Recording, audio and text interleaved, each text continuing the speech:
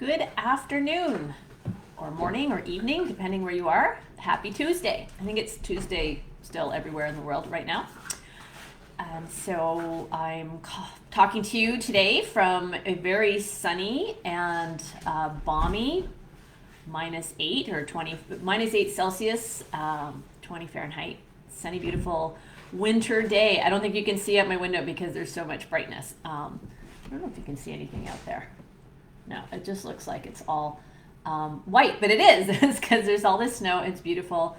And I was out this morning doing chores and playing with the dogs a little bit and doing a little snow clearing and so on. So went to take off my hat and I was like, oh no, that's a bad idea. The hat stays. Plus, I'm going to be heading back out as soon as I'm done here because days like today need to be taken advantage of. Hi, Barbara. Thank you for joining. You have -50 with the wind chill. Oh, my goodness. That's right, because you're out west, and you guys are in the middle of, like, some serious polar vortex delightful weather right now, I think we're going to get a little bit of it. We've had such a mild winter. Yeah, it's actually this has been the best winter we've had in a very long time. Because it's staying frozen, it's staying below freezing, but it's not going down to like -30. We're sort of like been stuck between about minus, I don't know, 10 and -20 Celsius, which is, I think that's like between 20 and 0 Fahrenheit, with enough snow to keep everything clean and white. I really like that. I can get out and do lots of things. The dogs can run around a lot. They can still, my dogs are, even my Kelpie, is still comfortable outside at like -10, -12 for several hours. So I really like my dogs to get outside a minimum of 2 hours a day, but I prefer 4 to 6. So I find if they get out at least 2 hours a day, they acclimatize to the weather. And so then they get a lot, then they're hardy, then they can stay out for long periods of time. So it's something that I really work hard, but when it gets colder than, when it's like -18, -20, -25, and so on, if they're not moving, they get cold. So it's a little harder to get them out. So Barbara, I have great empathy because I'm really glad that we don't have cold like that happening so far this winter, but we certainly have in previous winters. So hopefully it won't last too much longer. Anyway, what I wanted to talk to you about today is continuing our conversation from last week. And, sorry, Barbara, you said, yes, it is ideal weather. Normally you guys have I think, relatively comfortable winters compared to Ontario. It can get really damp cold here, which is miserable. And the freeze thaw, which then creates a lot of ice, and I hate that. So I'm happy we don't have that. Anyway, sorry, I digress. So what I want to talk about today is I want to build on the conversations that we've had over the last couple of weeks. And I also wanted to share I love learning and studying and training, and I'm constantly building my understanding, and it's always shifting and adjusting a little bit, and I get new pieces of the puzzle. I see understanding training as this huge puzzle with all these pieces, and the more pieces we have in place, the more of a picture we can see, but there's still always pieces that are missing, and then you put a new piece in, and then sometimes you could be like, oh, and the whole picture changes a little bit in ways that you didn't predict. And I love when that happens. I'm a big lover of having my understanding shaken up and changed. I always find that interesting and exciting. So whenever that happens, or if I have just a new aha insight or something, which is what happened to me this week. I had a little interesting aha that I can't say that I 100% know how it's going to play out and how it's going to work in, but I want to share it with you because it's super fun. And I'll give you the backstory a little bit, and then I'm probably being a little vague here, but I'll get to my point in a second. So what we were talking about last week and the week before was building this concept of understanding how cues create the behavior in our dogs. Our dogs are constantly being cued by not just our verbals, not just our, maybe a platform or a prop or something that we've set out, but the entire context in which we train. So I called that the cue picture as opposed to just a singular cue. So then the cue picture, just to summarize what we talked about last week, is as I said, the whole context, and that can be, certainly the word that we use, the cue that we are using to signal our dogs what we want them to do, but also the room we're in, the time of day, various sights and smells and sounds around us, the props, the equipment we have, whether or not we have treats, what kind of treats, whether they're on our body, whether they're somewhere else in the room. If we may have, you're cueing your dog, but there's something else nearby that's another prop or something that they have a different meaning for, they get confused. So our dogs are like trying to sift through this cacophony of information that is surrounding them when we train, and our job as trainers is to develop a language with our dogs, which is what I talked about 2 weeks ago, is how training is all about communication. And so that we have to be able to explain to them that in this particular context, with all of this signal information coming in, when I give a particular cue, be it a verbal or a hand signal or whatever I'm doing that in my communication system with my dog, that I want them to do a specific behavior. So recognizing that our dogs see in cue pictures so that we can understand when they don't give us the behavior that we ask for, that there may be conflicting information. Like I said, maybe you're asking for one behavior, but there's a prop really nearby, and that prop signals a different behavior, and so the dog is confused. Do I listen to the verbal, or do I respond to the prop, for example? It could be time of day, could be the treat placement, could be any number of other things. So the dog is, getting cued by a lot of different things, and he or she has to sift through that. So when we don't get the behavior we want, we need to understand that. Instead of just thinking that our dogs are being, willfully disobedient or distracted or not interested or whatever. There's so many different ways we can interpret what what's going on. But I strongly encourage you to not pass judgment on your dog and not pass judgment on yourself or your training, and actually just get curious and say, gee, I wonder if it's possible that the cue picture I have established here is confusing to my dog. Do I have conflicting cues? Do I have just simply an unclear cue? And we're going to talk in future weeks about poison cues, and this is background for that too. But I'm not going to go there today. And so we go, okay, what's going on here? Maybe my dog just simply doesn't understand the cue. And then we do some triage to find out. So for example, maybe I have a little bit of a body language that I normally do, a little shift of my shoulders or a hand motion or something like that the dog is actually cueing off of, not our verbal. And maybe in this particular moment, I'm like holding something so that hand doesn't do that thing. And then the dog only hears the verbal and doesn't understand it. Or maybe needs the verbal and the hand signal together as a combination to understand what is being cued.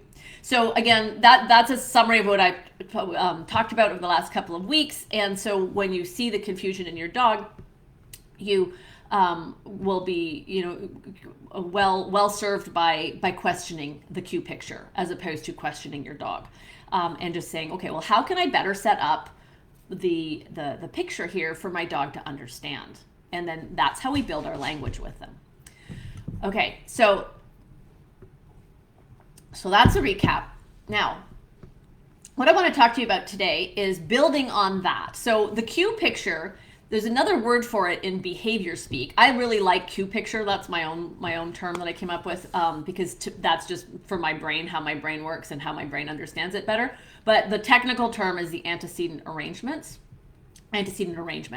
Antecedent being the setup before something happens. So that's a fancy term for a cue picture is your antecedent arrangement. So what arrangements have you set up? That antecedent means before you get your behavior, and then that cues the behavior. Now, I'm going to digress for a little bit in a different direction momentarily, because this is where I got my aha, this very interesting insight that I want to share with you today that I thought was super cool.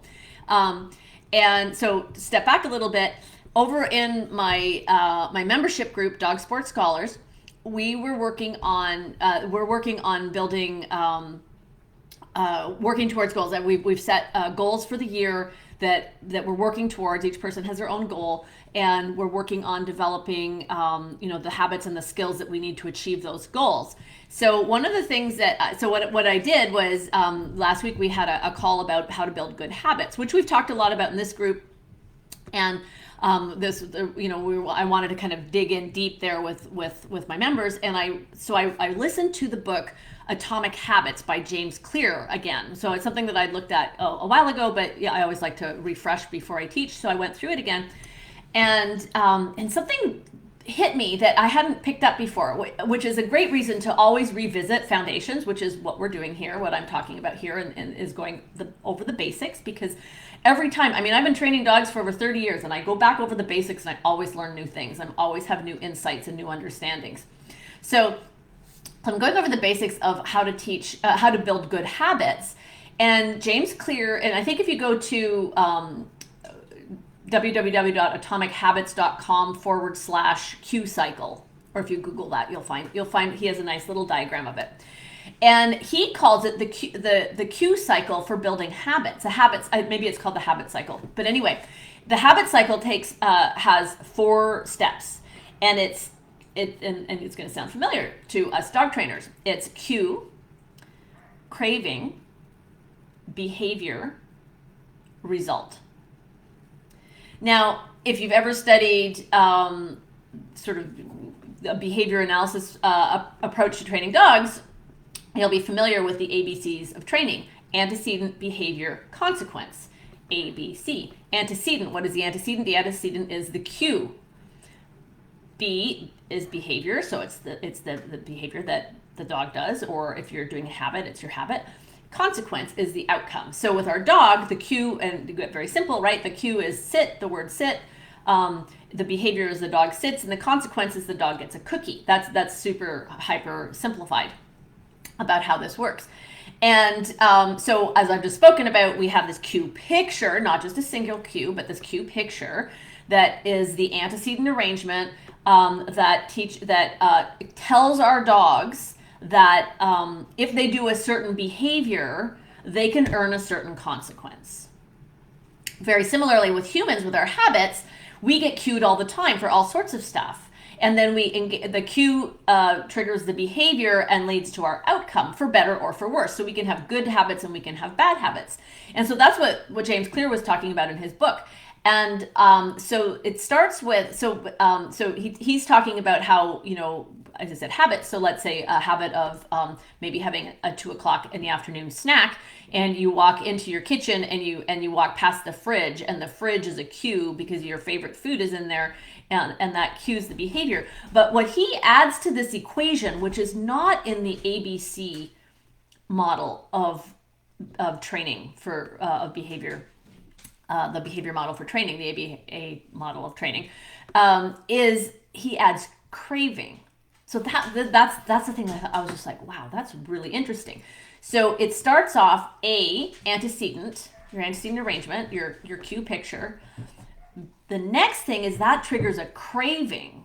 It doesn't trigger the behavior. It triggers a craving for something, for some outcome, and then we go through the behavior to achieve the outcome.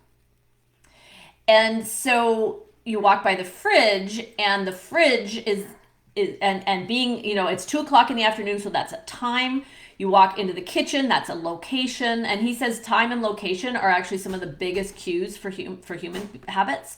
So I'm going to assume that that's probably also the case for dogs. So you walk into your kitchen at 2:00 in the afternoon. Maybe your blood sugar's a little low.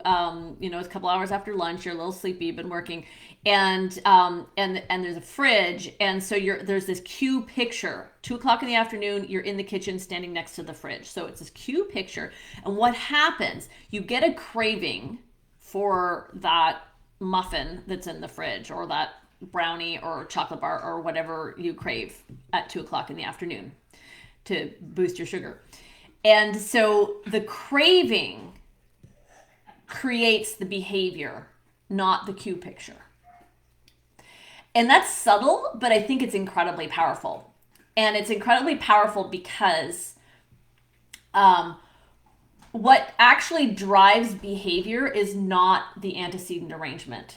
It's the consequences. It's the outcome of the behavior. So why do you do a behavior? Why do we do behaviors? Why do our dogs do behaviors? It's not because of the cue picture. It's not because of the antecedent arrangement. It's because of the desired outcome. And that gets inspired by the craving that the cue picture triggers. So it's very subtle to throw that little bit of that extra step in of understanding that there's a craving. But I think that that's very powerful. It's not just the picture. It's that it actually triggers something like a brain chemistry that then creates a desire that then we act on to achieve the outcome of that desire. And what the cue picture does is the cue picture tells us that in this context, I can achieve that outcome. And then my brain says, okay, then I want it. Or I don't want it. So here's the other thing. So we, negative, positive. So what our brains do is our brains will have a record of what if there's a positive outcome to doing a certain behavior in response to a cue picture. So we end up with we get the craving is the brain's memory of the last time we did this, what happened, and that I want this result again. And so the craving is the neurochemical response to the context that we're in that drives the behavior to achieve the consequence. So it's very important to understand we can have this whole cue picture set up, but if the dog doesn't understand that it can achieve a certain consequence and the dog has to want that consequence, then it's not going to do the behavior. So that's just this one little extra step that to me gives me a real aha. As I said, I'm not 100% sure how I'm going to translate this in practice yet. This is like a new insight for me of just a few days. So my brain is still crunching away on it. If you have thoughts about this, I would love to hear it because I think there's something very interesting here. So like I said, cue picture triggers a craving. The craving leads to the desire of some outcome. And then the dog will do the behavior to get the outcome. So what we as trainers have to do is make sure that the dog understands very clearly that if it does what behavior the dog needs to do to achieve the outcome that the dog wishes to achieve. So the consequence, the outcome of the behavior is what the dog is trying to achieve. Annabelle, you wrote, oh great, you got some comments coming in. There's a little bit of a delay. So as I'm talking, your comments are coming in. So I'm going to stop and read through your comments now because I want to see what you have to say. Annabelle, you wrote craving for food, craving to herd, craving to connect. Absolutely, connect to instinct. So it makes sense. It does. And so and it can be lots of things. So let me give you a different example. So you have let's say the mail delivery person comes to the door, and that is a cue picture that the dog wants. It's a time of day, and you have this strange person in a uniform outside your door, and the dog. That's the cue picture, the context, and maybe the dog wants that person to go away, and so the dog has learned that by barking and charging up to the door and barking, the person goes away because, of course, the mail delivery person delivers the mail and leaves. And so maybe in that moment, the cue picture, what the dog is craving is for the person to go away. Behavior always has a function. So we always have to ask, what is the dog trying to achieve? What is the outcome the dog desires here? In this case, the dog is barking because the dog wants the mail delivery person to leave. And then the mail delivery person leaves, and that behavior gets reinforced because the dog did a behavior, and the dog believes that it's his own behavior that led to that.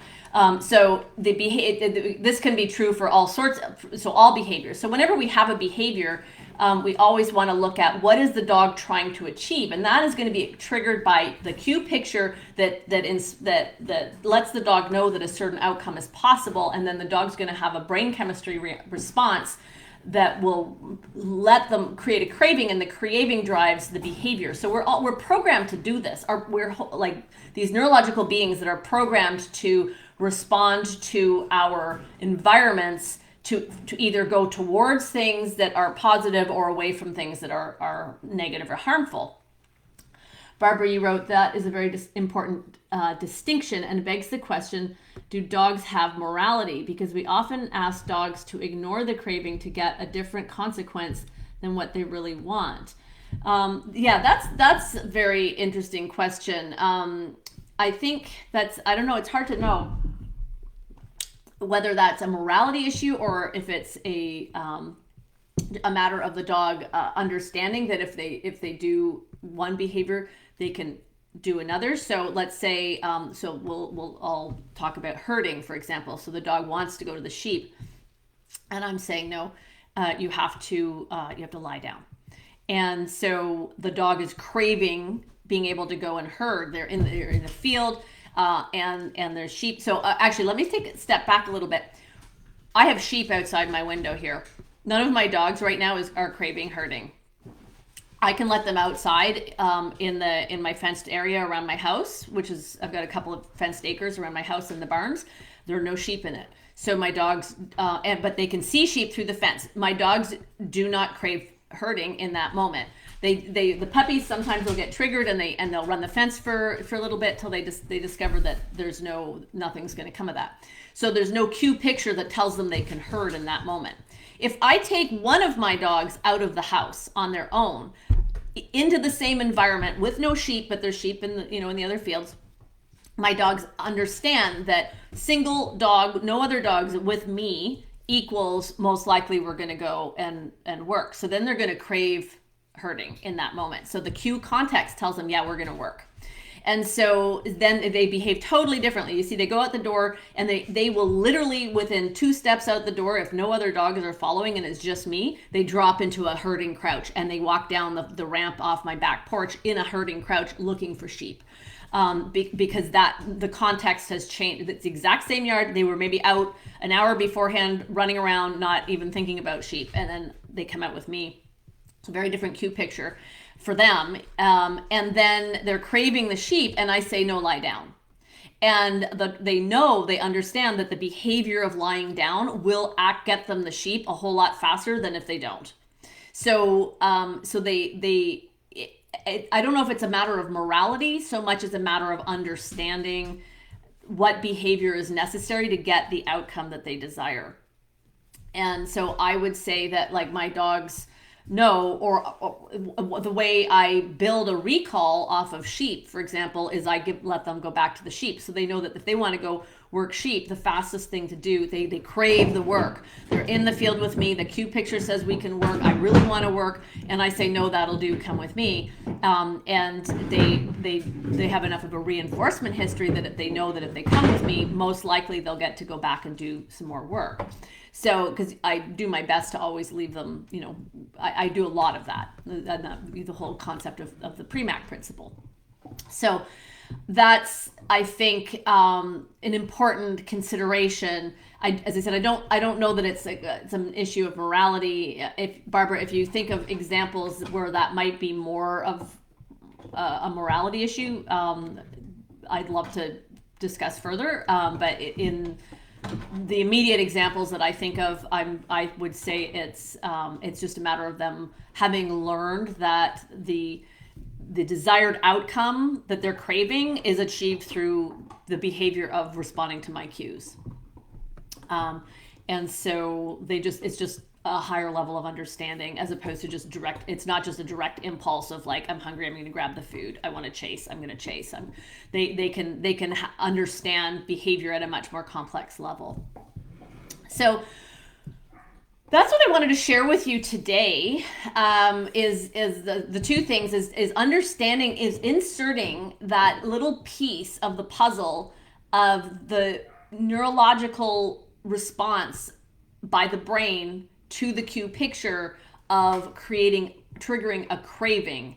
And the craving is what drives the behavior to achieve the outcome, the result that the dog wants. So the consequence and the ABC behavior, the antecedent behavior consequence, the consequence is what drives the behavior. The dog is trying to achieve the outcome, and as long as we can pair the outcome with the behavior, so the dog understands in this cue picture, if I do this behavior, I get the consequence that I want. That's how we build the behaviors that we want with our dogs.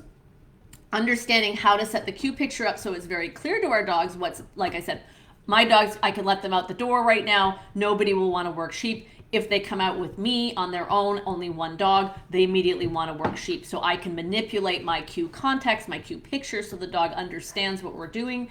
And then the dog has to do certain behaviors in order to achieve the consequence they want. We go out the door, they have to get into heel and walk with me to the gate if they want to work sheep. And if they don't, I just stand there and cross my arms and wait. And they can go to the gate by themselves all they want. That's not going to get them the behavior, the consequence they want. I want the behavior of them walking with me. So my dog understands that. Now I don't just, I go through a process to train and explain that. But yes, so we set up the cue picture, but to get the behavior that we want, we need to also pair the outcome so the dog understands, if I do this behavior, I will have this outcome. And that is the very important ingredient that we control, and that's how we drive behavior. So the consequence always drives the behavior. The cue picture sets up and tells the dog that it's possible to achieve that consequence right now if they do the behavior. So that's what I wanted to share with you today. I'm sorry, I see there's another couple of comments. Before I sign off, I will read them. Annabelle, you write, if we don't let them have the desired outcome, are we creating a poison cue? Great question, and the answer is no. Okay, I'll give a little spoiler. We're going to talk about poison cues coming up because this is definitely leading to that. What a poison cue is a poison cue is where the dog doesn't know what the consequence of its own behavior is going to be. Is it going to be a good consequence or a bad consequence? When there's confusion, that's what a poison cue is. When there's confusion about the outcome. It's not whether the dog is like, I don't know what to do to get my treat. That's just a confused, a muddled cue or I'm forgetting there's a bunch of different terms for if the dog just doesn't understand. It's an unclear cue. The dog doesn't know, what do I do to get my treat? I don't know.